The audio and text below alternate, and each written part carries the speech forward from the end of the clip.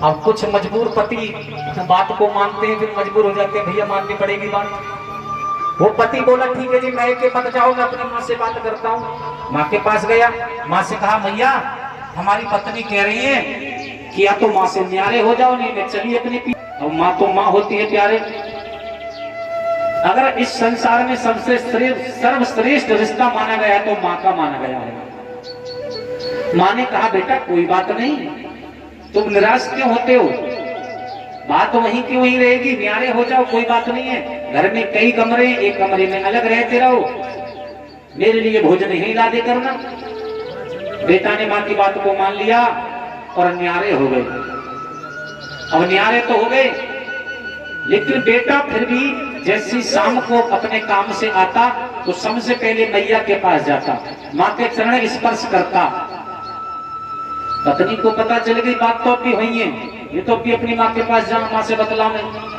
पत्नी को बात अच्छी नहीं लगी। पत्नी बोली सुनो जी, अब हम इस घर में ही नहीं रहेंगे, या तो हम दूसरे घर में रहेंगे, दूसरे घर की व्यवस्था करो, नहीं मैं चलिए अपने पीहर। बैग बिल्कुल तैयार है, मेरा बैग पैक कर रखा मैंने। अब पति बोले अच्छा। पति ने फिर अपनी माँ से कहा, माँ बोली कोई बात ना बेटा, अगर तेरी पत्नी इसी चीज में प्रसन्न है, इसी चीज में खुश है तो कोई बात नहीं बेटा, तू दूसरी जगह मकान ले ले किराए पर, और कभी कभी मुझसे मिलने आ जाए करिए। बेटा ने माँ की बात को देखी, बेटा को दर्द तो बहुत हुआ, लेकिन फिर भी माँ की बात को मान करके बेटा ने कुछ दूरी पर जाकर के एक किराए का मकान ले लिया प्यारे भक्तों, और किराए पर रहने लगा। देखिए जो भक्त ये बैठे हैं थोड़ा थोड़ा आगे आ जाओ, पीछे वाले भक्त कुछ परेशान है, पीछे देखो मत, आगे हो जाओ। बड़े कैसे भक्त है बताओ, मैं कह रहा हूँ आगे हो जाओ, तो पीछे देख रहे हैं तो मेरा क्या है पीछे, थोड़े थोड़े आगे हो जाओ, हो जाइए आगे हो जाओ, आगे हो जाओ भक्तों, आगे आ जाओ, पीछे करने पड़ेंगे। हाँ जब झांकी आएगी जब पीछे हो जाइए। अरे आधे भक्त तो इसमें बैठ जाएंगे, कम से कम 10 बैठ जाएंगे बैठन चाहे तो है, और बैठने के चारे गर्मी लगेगी। आओ बड़े प्यारे भक्त हैं बड़ियों सराय के, थोड़े थोड़े आगे आ जाओ, जो पीछे हैं थोड़े थोड़े आगे आ जाओ, जो अब आए हैं वो बैठ जाएंगे। भैया आगे आ जाओ, तुम भी थोड़े थोड़े से आगे हो जाओ, अभी आगे है जगह। अम्मा जाओ,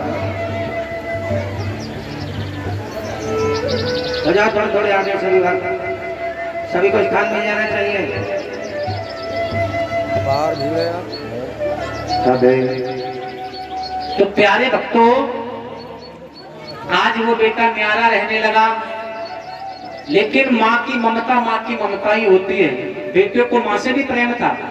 फिर वो बेटा प्रतिदिन माँ से मिलने जाने लगा।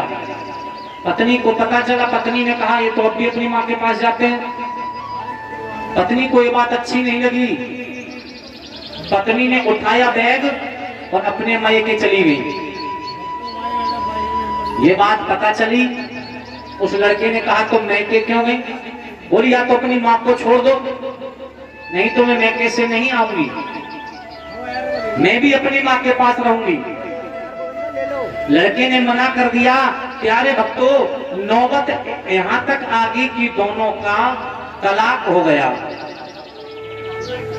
तो ये बात सत्य है कि ना आपके घर में शांति, ना हमारे घर में शांति, किसी के घर में कोई शांति नहीं है, झगड़े चल रहे हैं। नारद जी घूम रहे थे, नारद जी भ्रमण पर थे। नारद जी ने देखा भाई शांति कहीं नहीं, कहां जाऊं?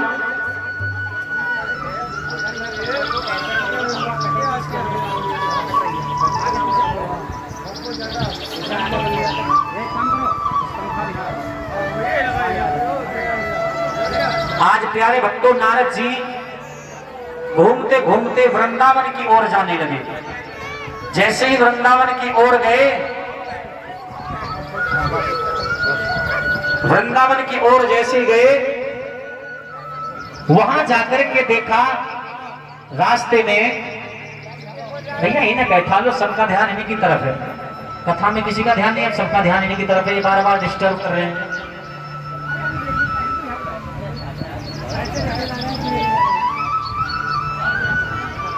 दादियों यूट्यूब के बारे में भी, यूट्यूब के बारे में बता दीजिए। सब्सक्राइब जरूर करें। अच्छा, श्रोता लोग भी तो इन्हें देख रहे हैं सब, हैं? इनका क्या देख रहे हैं? ये कलयुग है, कलयुग। अभी कथा सुनाऊंगा तुमको कलयुग की। कलयुग कहाँ कहाँ रहता है? 4 जगह रहता है कलयुग। और की कथा होती है वहां भी कलयुग जरूर आता है। तो कलयुग तो है, इन्हें क्या देख रहे हो? अगर तुम कलयुग की तरफ पहुंच गए तो तुम्हारा ध्यान भटक जाएगा। इधर कलयुग है, यहाँ सतयुग। तुम देख लो तुम्हें कलयुग में जाना है या सतयुग में जाना है। सतयुग में रहोगे तो आपका ध्यान शांत रहेगा, भगवान की कथा में लगा रहेगा। इसलिए इधर उधर मत भटको। आज नारद जी वृंदावन की ओर गए। नारद जी ने जाकर के देखा, ये श्रीमान बाबू जाटव सपुत्र अरैन और ग्रहण ये कह रहे हैं हम मुख्यमंत्री बनेंगे। तो 50 रुपए भगवान के चरणों में दान कर रहे हैं। अरे तो भगवान से कामना करेंगे कि मुख्यमंत्री बन ही जाएंगे। अरे तो महाराज 50 रुपया दे रहे हो, मुख्यमंत्री बनने हो। मुख्यमंत्री बनने हो तो कम से कम 50,000 रुपए दो। देंगे लास्ट वाले दिन कह रहे हैं। बहुत सुंदर। देखिए भैया बैठ जाइए, अब तुमसे प्रार्थना है। बपू जाटव जी बैठ जाइए, प्रार्थना है आपसे। बैठ जाओ ना, ऐसे वोट ना देंगे ये लोग। आपके घर में देख रहे हैं।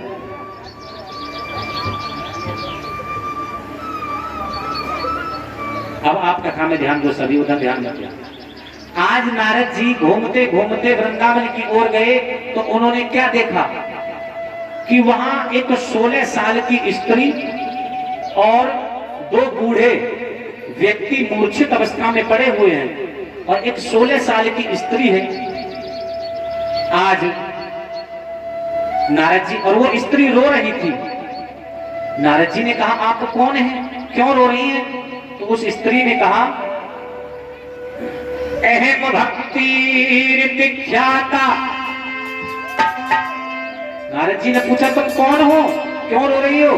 तो उस स्त्री ने कहा अहम भक्ति विख्याता इमो में तन में मत ज्ञान वैराग्य काल योग नजर जरे नजर जरे। नारद जी ने पूछा आप कौन हैं, क्यों रो रही हैं, और ये जो बूढ़े हैं ये कौन है, इनके बारे में बताओ। तो उस स्त्री ने बताया अहम भक्ति। अहम माने मैं, भक्ति मेरा नाम भक्ति है। और ये कौन है? ज्ञान वैराग्य नजर जरे। ये ज्ञान और वैराग्य है। अच्छा, ये तुम्हारे कौन लगते हैं? ये मेरे बेटा हैं। अब देखिए कि जो माँ है वो कितने वर्ष की है? 16 साल की, जवान है। और जो बेटा है वो बूढ़े हैं। नारद जी सोचने पड़े कि ये कैसे हो सकता है?